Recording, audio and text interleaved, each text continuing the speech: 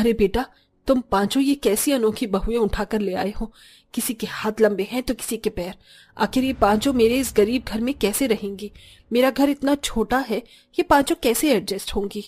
माँ, तुम फिक्र क्यों करती हो? हमारी बीवियां सब संभाल लेंगी। और वैसे भी हम पांचों भाई कल शहर जा रहे हैं। बेटा, ये सब क्या है? तुम पांचों ने बिना मुझसे पूछे अपनी मर्जी से इन पांचों से शादी कर ली, और ये बिना मुझे बताए तुम पांचों शहर जा रहे हो। ये सब क्या हो रहा है? क्या तुम्हें नहीं लगता कि तुम्हें फैसले लेने से पहले मुझसे पूछना चाहिए था? माँ, अब आपके पांचों बेटों के कंधों पर उनकी बीवियों की जिम्मेदारी आ गई है। बस इसलिए हम शहर जा रहे हैं। और अब आपको अपने साथ साथ हमारी बीवियों का भी ख्याल रखना होगा। और हमें माफ कर दो माँ, क्योंकि न हमने आपसे कुछ पूछा और ना ही आपको कुछ बताया। माँ जी, क्या आप हमसे इतनी नाराज हैं कि आप हमारा गृह प्रवेश भी नहीं करवाएंगी? बहू, इन तीनों का तो मैं फिर भी गृह प्रवेश करवा दूंगी, पर तुम दोनों का कैसे गृह प्रवेश करवाऊं? एक की टांग लंबी है तो दूसरे की गर्दन। मुझे तो समझ ही नहीं आ रहा तुम पांचों इस छोटे से घर में रहोगी कैसे? कोई बात नहीं माँ जी, हम आपके सामने झुक जाएंगे और घर में भी झुक कर ही रहेंगे। झुकना तो तुम्हें पड़ेगा ही। चलो बहू, तुम पांचों यही रुको, मैं अभी पूजा की थाल लेकर आती हूँ। इतना बोलकर आशा घर में जाती है और पूजा की थाल तैयार करके अपनी पांचों बहू की आरती उतारती है और उन्हें घर में आने के लिए कहती है।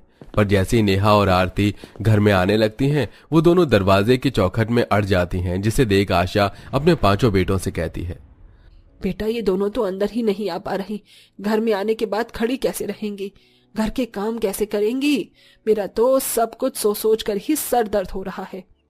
आशा की बात सुनकर नेहा और आरती झुक जाती हैं और घर में आती हैं। घर की छत काफी नीचे थी, जिस वजह से वो दोनों आते ही जमीन पर बैठ जाती हैं। तो वहीं दूसरी ओर शीला को खाने की खुशबू आती है और अंजलि को कुछ सामान बेचने वाले की आवाज आती है। आसपास में कुछ अच्छा बन रहा है, बहुत अच्छी खुशबू आ रही है मुझे। अच्छा माँ जी, आपको दही भल्ले खाने हैं क्या? अगर आपको खाने हैं तो आप मुझे बता दो, मैं आपको दिला दूंगी, क्योंकि अभी 5 मिनट में हमारे घर के बाहर दही भल्ले वाला आ जाएगा।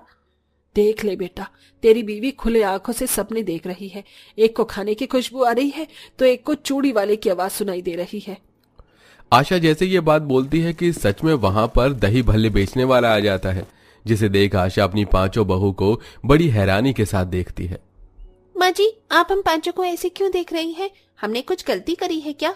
बहू, मुझे लगा सिर्फ तुम पांचों दिखने में अजीब हो, पर मैं ये नहीं जानती थी कि शीला बहू और अंजलि बहू के नाक कान न सिर्फ लंबे हैं बल्कि बहुत तेज भी हैं। माँ, अब आपको समझ में आया हमने इन पांचों से क्यों शादी करी। आप इन पांचों की जिस कमियों को देखकर मुंह बना रही थी, हमने उन कमियों में इनका वो टैलेंट देखा है जो शायद किसी ने नहीं देखा। अगर देख लिया होता तो आज ये पांचों हम भाइयों की बीवियां न होती। रवि की बात सुनकर आशा कुछ नहीं बोलती और मुंह बनाकर घर से बाहर चली जाती है और घूमते घूमते आम के बगीचे में चली जाती है।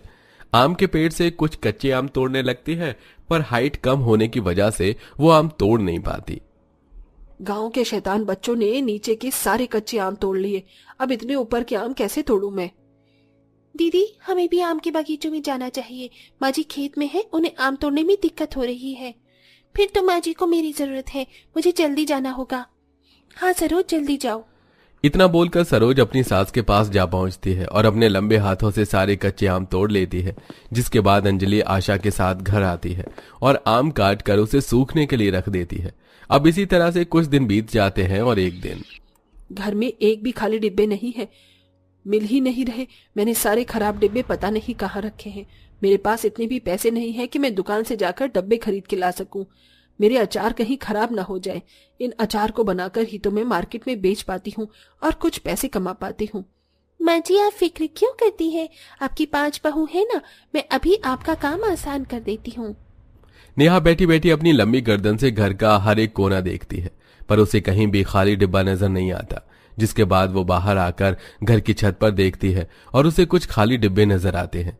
अब जल्दी से नेहा सरोज को बुलाती है और सरोज अपने लंबे हाथों की मदद से वो खाली डिब्बे उतार कर अपनी सास को दे देती है। थैंक यू बहू, मेरी मदद करने के लिए। माँ जी, इसमें धन्यवाद बोलने जैसी कोई बात नहीं है, और मेरी गर्दन लंबी है तो इसका थोड़ा सा तो फायदा हम उठा ही सकते हैं। और वैसे भी मैं आपकी बहू हूँ, मेरा फर्ज बनता है आपकी मदद करना।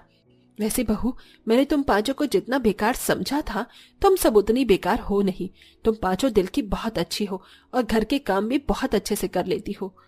माँ जी, हमें खुशी है कि आपने हमें अपना लिया।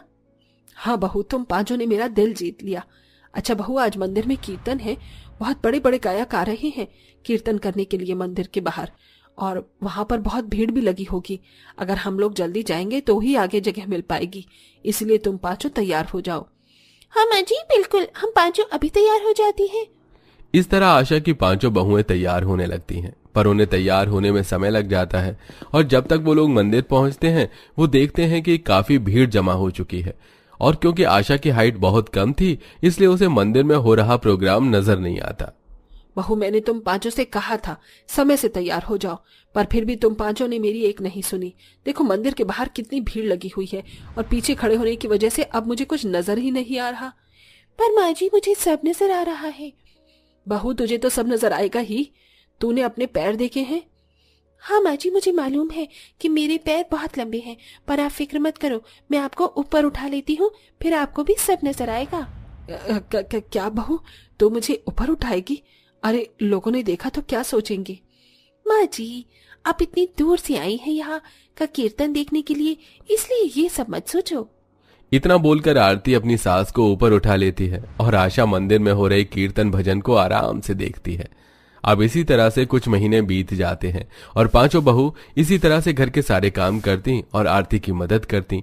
ऐसे ही एक रात आशा के पांचों बेटे गांव वापस आ रहे होते हैं, पर घर से कुछ दूरी पर एक ढाबे के बाहर ही कुछ गुंडे उन पांचों को घेर लेते हैं। अरे देख, तेरे पास जो कुछ है चुपचाप से सब निकाल और हमें दे दे, वरना हम तेरा खेल यहीं खत्म कर देंगे। माँ जी, हमारे पांचों पति गांव में आ चुके हैं और वो पांचों मुसीबत में हैं। उन्हें कुछ गुंडों ने घेर लिया है और उनके आसपास से बर्तन की आवाज आ रही है, पर मुझे समझ नहीं आ रहा कि वो पांचों कहाँ हैं। हमें जल्दी से जाकर उनकी मदद करनी होगी। मुझे खाने की खुशबू आ रही है, हो ना हो वो आसपास के किसी ढाबे के पास हैं। तुम सब रखो, मैं घर के बाहर जाकर देखती हूँ कि हमारे पति कौन से ढाबे के बाहर हैं। इतना बोलकर नेहा घर के बाहर जाती है और अपनी लंबी गर्दन की मदद से अपनी पांचों पतियों को ढूंढती है, और वो देखती है कि अगली गली में ही एक ढाबे के बाहर उनके पांचों पति हैं, जहां गुंडे उनसे उनका सामान छीन रहे हैं। ये देख नेहा अपने परिवार से कहती है, माँ जी, हमारे पति अगली गली में जो भुक्कड़ का ढाबा है ना, वहां पर हैं। हमें जल्दी से चलना चाहिए, उन्हें हमारी मदद की जरूरत है। इस तरह आशा अपनी पांचों बहू के साथ उस ढाबे पर आती है और वहां जाते ही सरोज अपने लंबे हाथों की मदद से उन गुंडों को पकड़ लेती है और आरती अपनी लंबी टांगों से उन गुंडों को इतना जोर के लात मारती है कि वो सारे गुंडे वहां से काफी दूर जाकर गिरते हैं।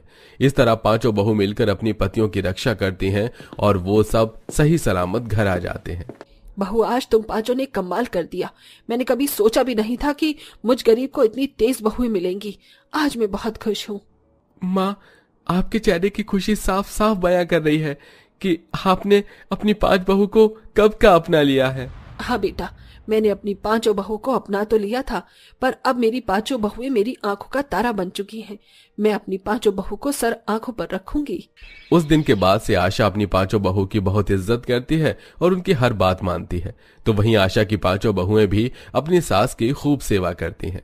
दोस्तों, आपको कौन सी वाली अनोखी बहू ज्यादा अच्छी लगी? उस बहू का नाम कमेंट करके जरूर बताइएगा।